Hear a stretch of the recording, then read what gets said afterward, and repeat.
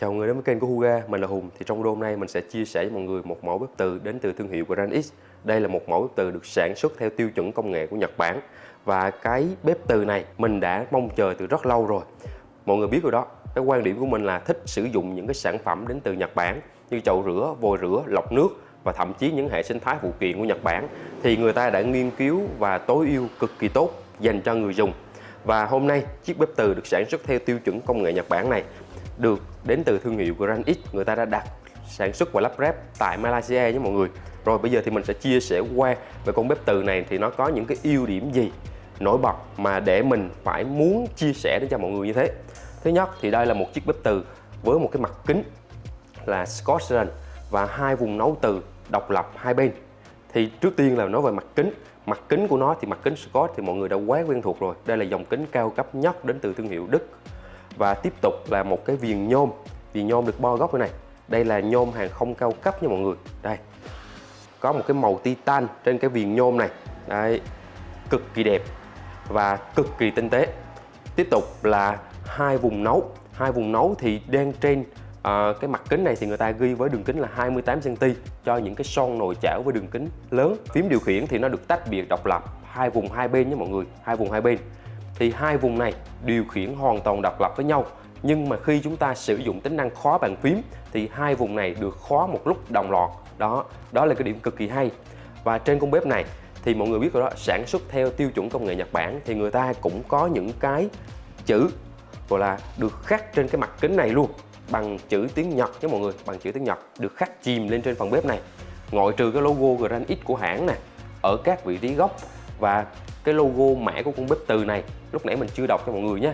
Mã của nó là GX IB876JB. Cái đuôi JB có nghĩa là Japan, có nghĩa là Nhật Bản nha mọi người. Tiếp tục, cái phần mấu chốt quyết định cái yếu tố tiên quyết về độ bền đó chính là về phần bo mạch và linh kiện. Phần này thì mình sẽ mở ra để cho mọi người thấy được cái phần linh kiện và bo mạch của nó được cấu tạo như thế nào. Mình khá là hài lòng về một cái sản phẩm được sản xuất theo tiêu chuẩn công nghệ Nhật như này. Mọi người cùng xem với mình nhé. Thì đây là cái phần bụng dưới của bếp nha mọi người. Nó được bao quanh bởi một cái hộp nhựa như này, nhựa trắng như thế này. Thì đây là vị trí quạt của chiếc bếp này. Đây là vị trí quạt nè. Đây là vị trí cấp nguồn vào nè. Ở đây thì nó có một cái tem thương hiệu GrandX. Mã của bếp này là GXIB876JB nha mọi người. Đây, mức điện áp nè, từ 220 cho tới 240, tần số 50Hz. Nhưng mọi người nên nhớ nha, con bếp này nó có thể hoạt động ở giải điện áp là 170 cho tới 270 vẫn hoạt động cực kỳ tốt. Tổng công suất của con bếp nè là 3.700W nè. Đấy, nó có những cái mã của sản phẩm nè. Được sản xuất lắp ráp tại Malaysia nha mọi người. Đấy. Đây là tem bảo hành nè, kích hoạt bảo hành điện tử nè, quét cái mã này nè. Đấy. Mọi người thấy nè. Về ngoại quan chiếc bếp từ này thì mọi người thấy nè, một cái vỏ nhựa trắng như thế này được bao quanh con bếp này. Còn dưới phần mặt kính là mọi người thấy nè, đây là viền nhôm nha, màu titan. Còn đây là một cái lớp đệm nhỏ. Lớp đệm này nó sẽ giúp cho tiếp xúc với mặt đá bếp được êm hơn khi mà chúng ta đặt con bếp từ lên trên. Đây là những cái khe thoát nhiệt nè. Đây, mình quay ngoại quan cho mọi người thấy. Để mở con bếp này thì nó sẽ cần những con ốc lục giác như thế này. Đấy. Khá là chắc chắn.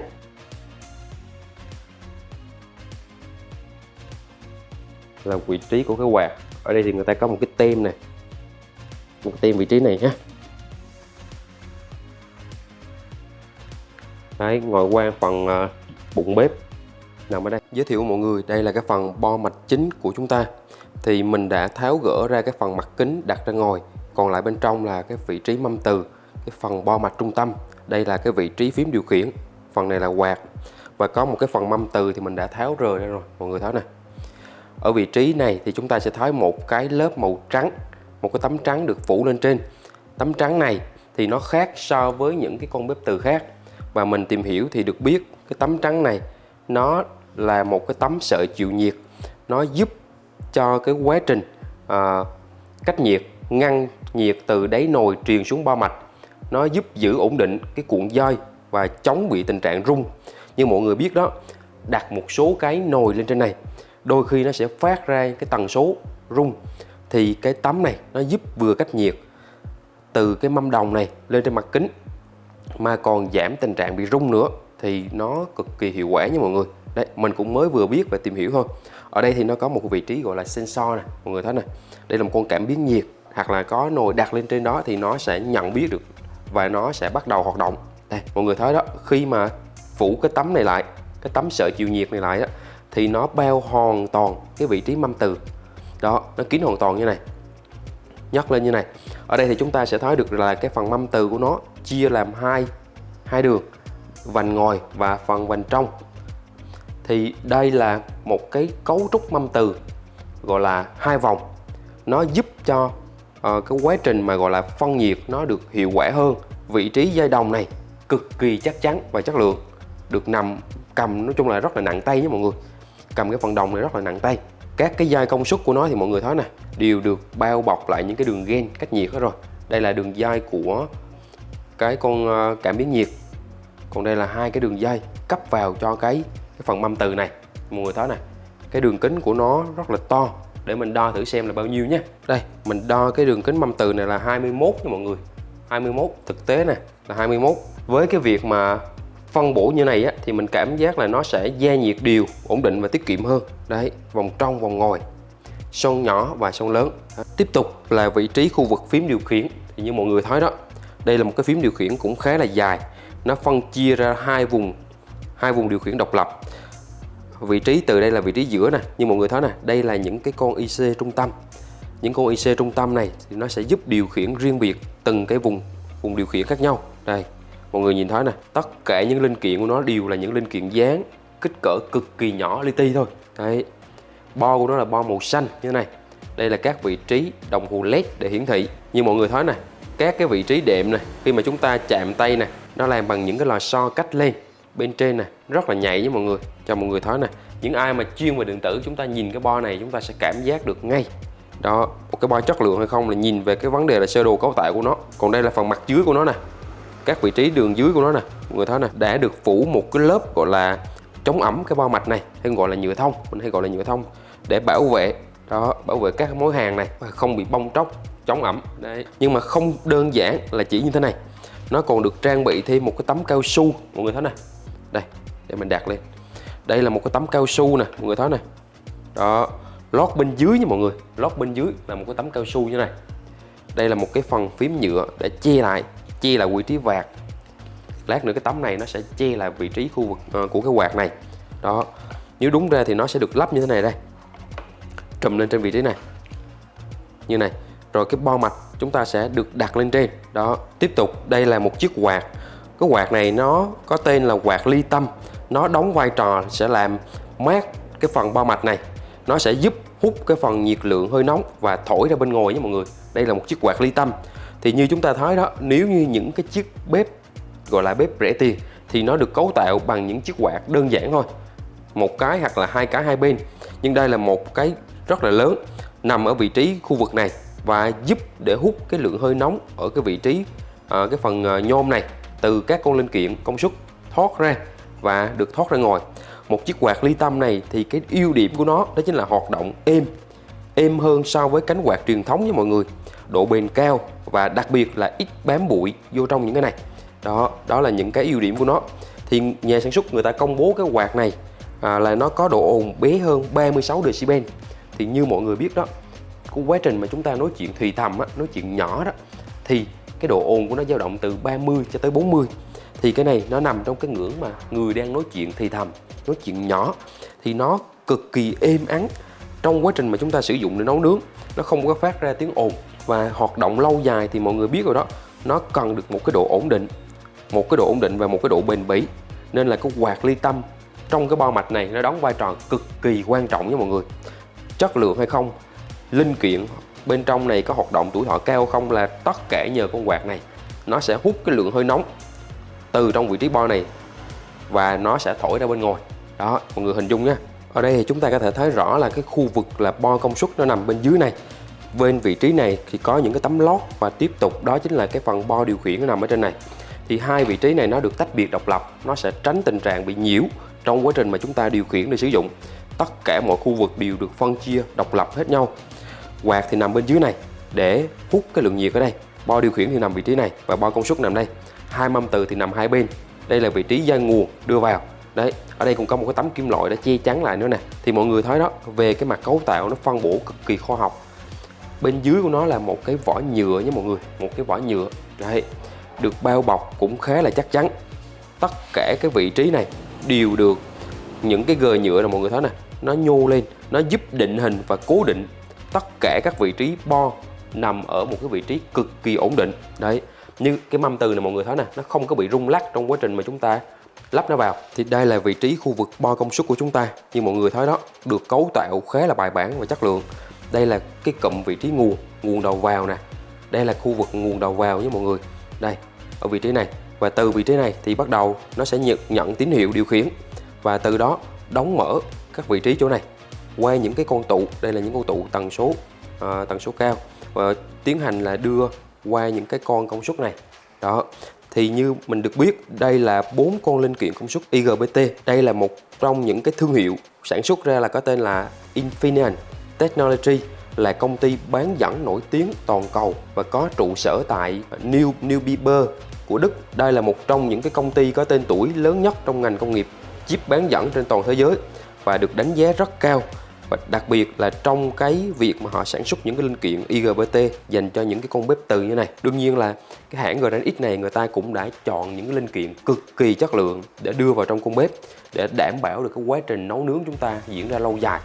Thì như mọi người biết đó, với cái bo mạch này người ta tự tin bảo hành chúng ta 5 năm, thì mình nghĩ rằng cái bo mạch này có thể hoạt động với thời gian còn nhiều hơn thế rất nhiều, nhờ cái việc mà cấu tạo với một cái bo công suất như này, tất cả linh kiện đều chất lượng. Còn những con tụ này thì nó cũng đạt ở mức độ là tầm trung cao nhé mọi người. Rất là nhiều những con tụ đều có những cái thông số trên này rất là dễ dàng để cho chúng ta có thể thay thế. Nó không có bị chùi tên như những cái con bếp của Trung Quốc. Đấy, tất cả linh kiện đều có mã cái tên rõ ràng. Mình nhìn vào thì cực kỳ hài lòng. Đấy. Về mặt cấu tạo thì người ta đang dùng cái phím màu đen này, phím đen hoặc là phím bo thủy tinh thì thường được trong những cái con bếp cao cấp thì mình mới thấy có. Thì đây là được dùng cái bo màu đen như này và 4 con IGBT chất lượng của Infineon của Đức. Đây là một cái con cầu diode. Nói về sâu về thì chắc là khách hàng nhiều người ta sẽ không rõ, nhưng mà nhiều người mà người ta quan tâm về điện tử thì chắc chắn là nhìn về cái bo này thì người ta sẽ cảm nhận rất là rõ ràng. Nên là nói sâu về phần này thì mình nghĩ là một số khách hàng và đặc biệt là những người nam, những người lớn tuổi, những người am hiểu kỹ thuật thì người ta sẽ cảm thấy an tâm và tin tưởng hơn rất là nhiều. Còn nếu vào góc độ khách hàng thì chúng ta chỉ cần quan tâm là đây, và chúng ta được thấy ruột gan thực sự của một con bếp từ. Thì chia sẻ mọi người luôn là đây là một trong những con bếp từ mình cảm thấy cực kỳ tâm đắc và muốn chia sẻ nó từ rất lâu rồi. Nhưng mà đến ngày hôm nay thì nó mới ra mắt và mình đã dành thời gian để tìm hiểu sơ bộ về nó. Thì đây là cái phần chi tiết bên trong. Rồi, thì mọi người thấy sao về cái việc mà cấu tạo tất cả từ cái bo công suất, bo điều khiển tới những cái mâm từ và những cái lớp những cái tấm như này, những cái tấm mà nằm trên mâm từ như này. Đó, kể cả cái quạt ly tâm nữa nè. Đấy. Mọi thứ thì mình thấy người ta làm theo cái công nghệ của Nhật Bản. Tất cả được sản xuất theo tiêu chuẩn công nghệ Nhật Bản, kể cả cái vỏ nhựa này nhé mọi người. Cái vỏ nhựa này, tất cả đều đi theo tiêu chuẩn công nghệ của Nhật Bản hết. Mọi người thấy không ạ? Có cái bo điều khiển nào mà nó có được cái lớp su như này không? Đấy, mọi người tìm hiểu thử có con bếp từ nào có cái bo điều khiển mà nó có cái lớp này không? Đấy, chúng ta tìm hiểu trên thị trường thử nha. Nhưng mình thì mình rất là hiếm khi mà thấy được một cái sản phẩm người ta làm với một cái chất lượng như này, đi theo tiêu chuẩn của Nhật Bản thì mọi người biết rồi. Đây là vị trí bo nè. Thì con bếp này nó được sản xuất tại Malaysia. Thì để giúp cho giá thành nó có phần giảm hơn, dễ tiếp cận hơn. Chứ còn nếu mà sản xuất hoàn toàn tại Nhật Bản thì giá thành nó cực kỳ cao. Nhưng mà tất cả những thứ này đều được sản xuất theo công nghệ của Nhật Bản hết rồi, nên mọi người cực kỳ an tâm về chất lượng của nó. Thì ở cái vị trí này mình đã lót cái tấm su vào rồi, tấm nhựa và tấm su. Tấm nhựa này thì nó sẽ che chắn một cái quạt ly tâm nằm bên dưới này. Tấm su thì được lót bên trên như này. Đó, rất là bài bản. Sau đó thì mình sẽ đặt cái vị trí bo điều khiển vào. Thì với cái việc mà làm kỹ như này thì nó sẽ giúp cho tình trạng bị nhiễu giảm đi rất nhiều. So với một số cái bo mạch khác, người ta không trang bị những lớp su, lớp nhựa được bảo vệ bên dưới, thì cái bo mạch sau một thời gian sử dụng tiếp xúc với rất là nhiều những cái lượng hơi ẩm, dầu mỡ, mắm muối, nói chung là nhiều thứ ở trong khu vực bếp thì mọi người biết rồi. Thì nó rất là dễ bị tình trạng bị nhiễu, thậm chí là nhảy phím, loạn xạ. Thì những cái việc như thế này nó sẽ giúp bảo vệ cái phần bo điều khiển này được tốt hơn rất là nhiều. Đó, mọi thứ đều có lớp lót, lớp cách hết. kể cả phần mâm từ cũng thế nha mọi người. Bây giờ thì mình sẽ tiến hành là test con bếp này. Test dựa trên là bỏ những cái nồi, những cái chảo lên thực tế trên hai vùng nấu này và sử dụng cái vị trí điều khiển này, xem thử nó có dễ dàng thao tác không, và cái công suất đo được khi mà hai vùng nấu này nó hoạt động sẽ là như thế nào nhé. Đầu tiên thì mình sẽ bỏ bên vùng trái là một cái nồi có kích thước lớn đây. Tiếp tục là bên vùng phải là mình để một cái nồi có kích thước nhỏ. Rồi bây giờ thì mình sẽ tiến hành là sử dụng một chiếc điện thoại đã có kết nối dụng cụ để đo được là cái điện áp, dòng điện và công suất của con bếp này nhé. Rồi chạm tay vào nút nguồn và chúng ta mở lên như này, bắt đầu là trượt thôi. Thì nó có 15 mức công suất từ 0 cho tới 15. Mình đã bật số 15 luôn sẵn nè. Đây. Thì lúc này bên cái bảng thống kê công suất bắt đầu số nó đã nhảy. Tiếp tục mình bật luôn cả vùng bên này. Khi mà bật một vùng bên trái á, thì mọi người thấy này, công suất nó sẽ lên nè là 1985, dao động tới 2036 W. Thì như nhà sản xuất người ta công bố thì cái vùng bên này nó là 2001. Thì khi mình bật lên thì nó đang được là gần 2001 nha mọi người. Lý do có thể là do cái nồi này nó còn bé, đường kính nồi mà to hơn, mọi người hình dung ạ, đường kính nồi mà to hơn thì công suất nó có thể tăng lên. Đây, như thế này là đã gần là chính xác rồi nha mọi người. Rồi tiếp tục mình sử dụng luôn cả cái nồi bên này. Mình cho cái nồi bên này là khoảng tầm cỡ số 15 luôn. Đấy. Thì khi mà bật số 15 bên vùng này thì mọi người thấy này, bên vùng phải bật số 15 thì bên vùng trái nó sẽ giảm xuống số 12. Đấy, đây là một cái tính năng phân chia công suất.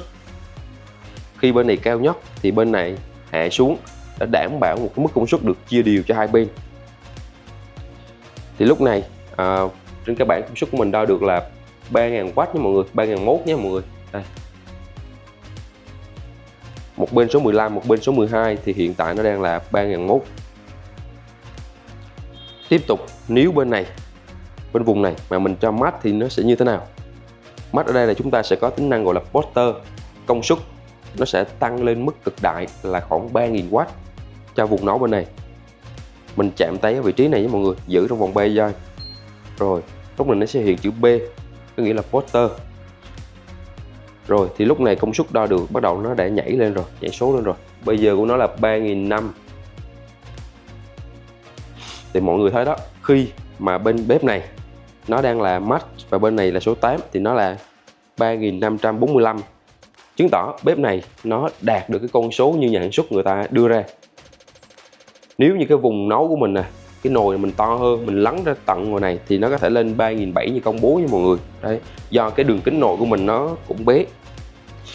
Nếu bên này đang là B maximum là 3000W thì bên này sẽ giảm xuống. Đó. Bây giờ thì mình bật thử bên này thử nó có tự động nhảy không nhé.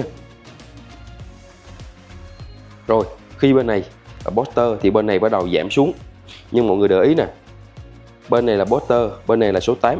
Nhưng trên cái mức công suất nó đang ăn dòng, đang ăn công suất thì nó thấp. Lý do là sao mọi người biết không ạ?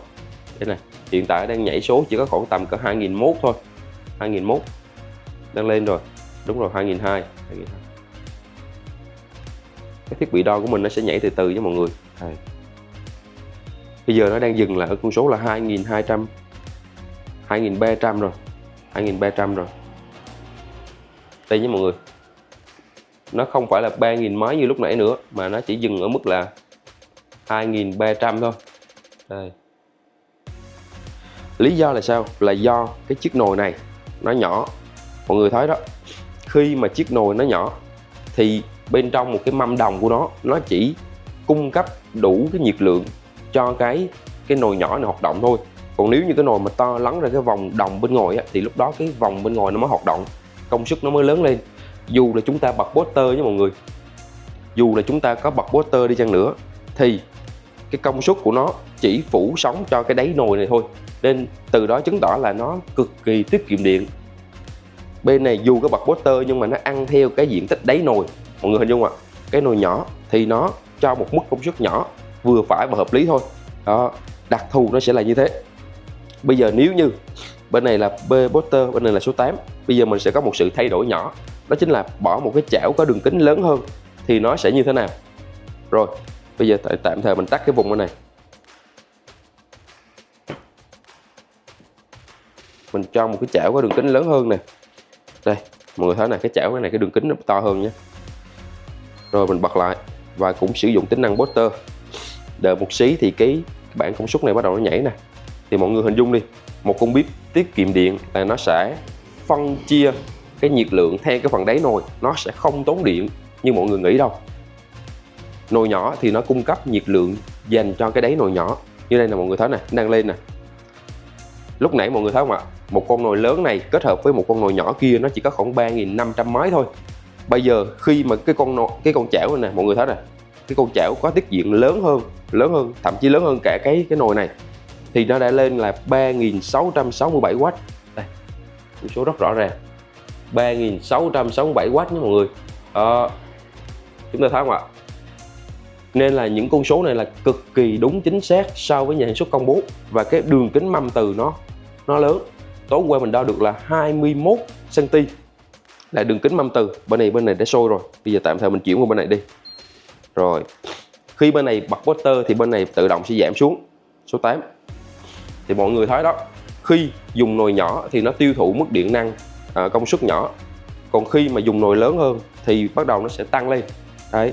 Khi mình chuyển qua bên này booster mà bên này thì đang là số 8 thì mọi người thấy nè, cái mức công suất nó vẫn cực kỳ ổn định là 3.650W. Đấy. Thôi bây giờ nó sôi quá rồi, mình tạm thời tắt nha, để mình chia sẻ những tính năng khác cho mọi người để dễ hiểu hơn. Đấy, khi mình tắt nè, bắt đầu dòng điện và công suất bắt đầu nó hạ xuống. Cái điện áp hiện nay mình đang đo được là 219V. Đó. Tùy theo thời điểm, điện áp của mình nó có sự dao động từ khoảng 210 cho tới 220. Đó là khu vực của mình. Có một số người á, đây nè, để điện áp cho mọi người, 220 lên là 220 nè. Nên là mình chia sẻ luôn là con bếp này nó có một cái điều cực kỳ tuyệt vời mà hiện tại mình không có máy đo được nha. Đó chính là nó cho phép dao động từ 170V lên cho tới khoảng tầm 270V. Là cái giải điện áp dao động của nó cực kỳ lớn mà những con bếp châu Âu không có được tính năng này. Tính năng này nó giúp cho con bếp hoạt động ở mọi cái địa hình điện áp cực kỳ bền và ổn định. Đó là một trong những cái điều mà mình cực kỳ mong chờ những cái con bếp mà được sản xuất với cái tính năng đó. Vì trước kia là những con bếp châu Âu thì mọi người biết rồi đó, chỉ cần điện áp nó bị sụt xuống thì con bếp này nó không hoạt động được. Nhưng mà hiện nay những con bếp này nó đã được trang bị tính năng là dao động điện áp từ 170 cho tới 270 vẫn được hoạt động tốt.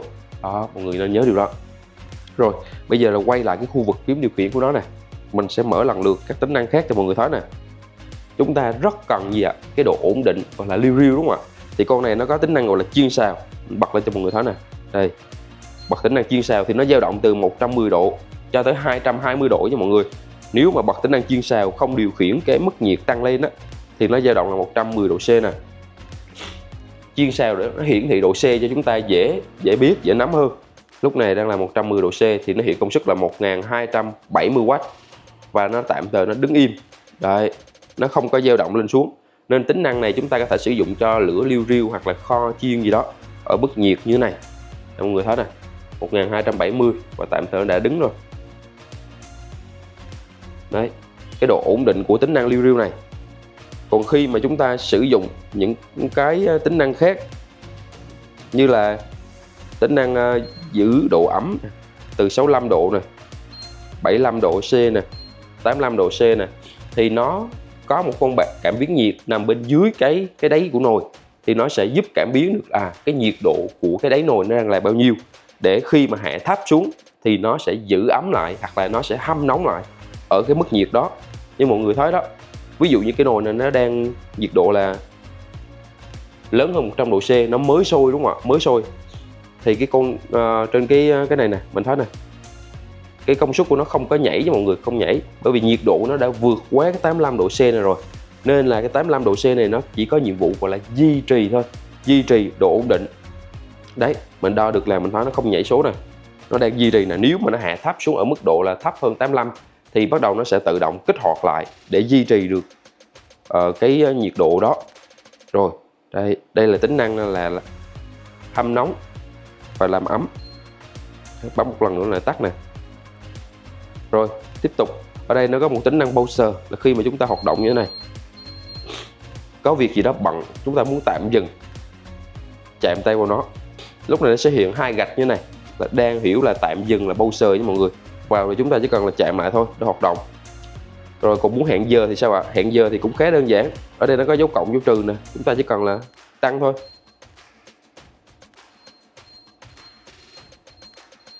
Chạm tay mà giữ thì bắt đầu nó sẽ tăng. Đấy, tối đa là 99 phút. Còn chạm tay mà giữ nè thì một lần nó sẽ giảm khoảng 10 phút cho chúng ta. Còn chúng ta chạm tay nhấp nhẹ như thế này thì nó sẽ giảm từng phút nè. Đồng hồ này cực kỳ dễ dùng nhé mọi người, cực kỳ dễ dùng. Đây, tính năng hẹn giờ. So với một số con bếp khác thì tính năng hẹn giờ rất khó chịu, nhưng con bếp này thì tính năng hẹn giờ mình thấy là rất đơn giản và dễ dùng. Rồi bây giờ mình tắt thử nè. Đó, khi tắt thì nó sẽ tắt hết. Nhưng mà hiện tại thì mọi người thấy nè, nó hiện chữ H nè, bên này cũng chữ H nè, thì hai vùng nấu này nó đang nóng nên là nó sẽ còn cảnh báo chữ H. Đó là lúc đó là nhiệt độ trên mặt kính nó vượt hơn 70 độ C. Nó cảnh báo chúng ta là từ từ khi mà chữ H này nó ẩn đi thì chúng ta mới được phép lau chùi, nó cảm giác an toàn hơn. Đó, nó cảnh báo cho chúng ta nhé. Rồi tiếp tục mình sử dụng tính năng khó bàn phím cho mọi người thấy nè. Ở đây nó có một ký hiệu hình khó, chạm tay vào đây, giữ trong vòng 3 giây. Rồi lúc này nó đã có một tính năng khó, thì mọi người hình dung nè, khó này nó không chỉ là ở vùng bên trái, khó vùng nào thì vùng đó khó, mà một tính năng khó này chúng ta chạm bên trái thì bên phải nó cũng mặc định được khó luôn, gọi là khó một cái bàn phím dài hết như thế này. Mọi người hình dung ạ, khó một lần là cả một cái bàn phím dài luôn. Đấy, rồi mình tắt nè thì trên đây nó vẫn hiện chữ lock, mọi người thấy không ạ? Chữ lock thì cái chữ lock này chúng ta được hiểu là nó đã khó hết rồi, và chúng ta có thao tác mở nguồn đi chăng nữa thì cũng không thể sử dụng được, mọi người thấy không ạ? Mình có lướt trượt nè, nó kêu tiếng nè. Đây, lúc này chúng ta cần phải mở khóa, chạm tay giữ vào nút lock. Rồi lúc này đã có thể là sử dụng được rồi nhé mọi người. Đó,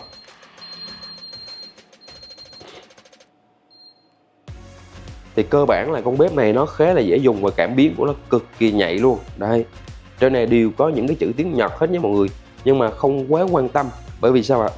Những tiếng Nhật này thì được sản xuất theo tiêu chuẩn công nghệ của Nhật mà. Đấy, nên là lúc đầu mình nói tiếng Nhật, nhưng mà nhờ những cái hình ký hiệu này thì nó cũng khá là dễ dùng như bao nhiêu con bếp khác thôi.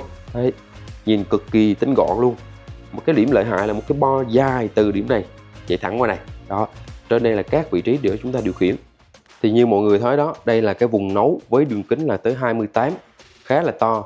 Thì lúc tối mình đã phát hiện ra được là cái đường kính bên trong của cái mâm đồng đó nó đang là 21 cm với mọi người. Thì với những cái nồi nhỏ thì nó sẽ bao quanh cái vòng nhỏ bên trong. Những cái nồi lớn thì nó sẽ phạm vi nó sẽ lớn hơn.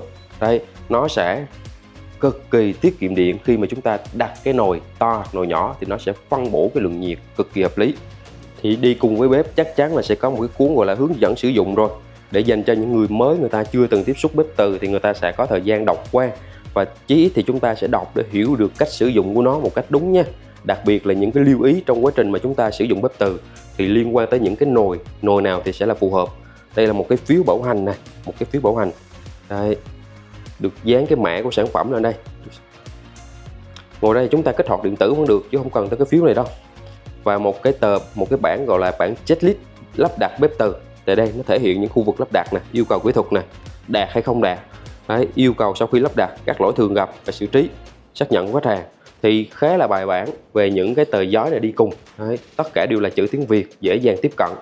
Bếp từ thì được sản xuất theo tiêu chuẩn công nghệ Nhật Bản nha mọi người.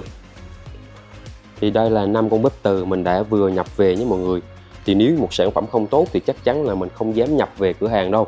Thì đây là một sản phẩm mình đã kiểm nghiệm và cảm thấy cực kỳ an tâm, có thể giới thiệu đến tất cả mọi người về chiếc sản phẩm này. Đây, chiếc sản phẩm sản xuất theo tiêu chuẩn công nghệ của Nhật Bản nha mọi người. Đây là cái phần vỏ thùng của nó nè.